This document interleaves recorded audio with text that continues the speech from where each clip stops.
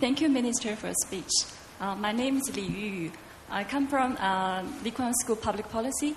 My question is regarding to the internet censorship. Because, a few days ago, Google actually sent a signal to the Chinese government regarding to the censorship. So what's your view towards censorship in the China's context? And in what way do you think the network structure based on the internet technology will affect the leadership of the next generation? Thank you.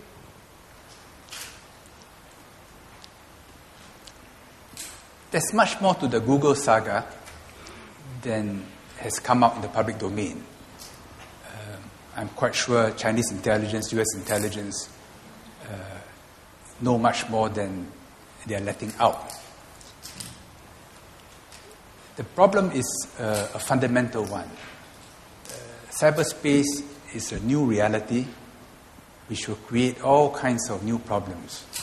And in fact, all the challenges of law and order, of governance, of market operations in the real world have their reflections in cyberspace.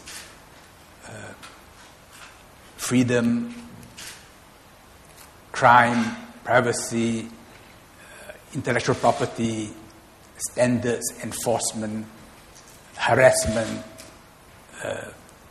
recourse to justice, and so on.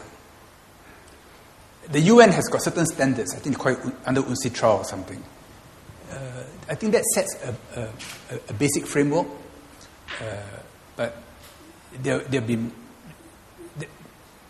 are many challenges to the global governance of the internet, of cyberspace, which have not yet been overcome. And this will be a subject of great importance. I think in the coming years, you can't homogenize values and regulatory systems in the internet as you can't homogenize and rationalize regulatory systems in the real world.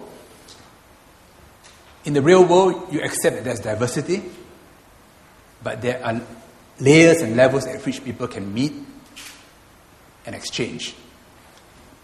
So too, in cyberspace, there must be the principle of subsidiarity.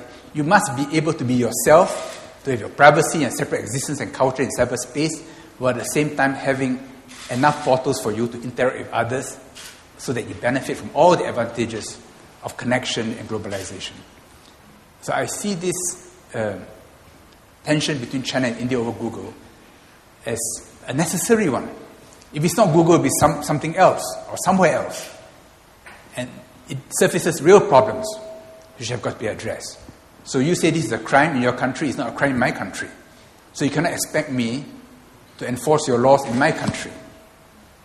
But hacking must be against the law in both countries, in which case all national jurisdictions should oppose hacking or theft of intellectual property or disruptive behavior.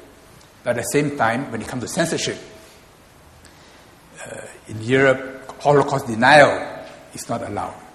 In most countries, incest laws have got to be adhered to in cyberspace, but to varying degrees. Pornography, hate sites, different countries have different regulatory standards, and we cannot deny countries their right to attempt to censor according to their own social norms. Knowing at the same time that whatever you try to do, there will be bypasses, but you can always add friction to these bypasses.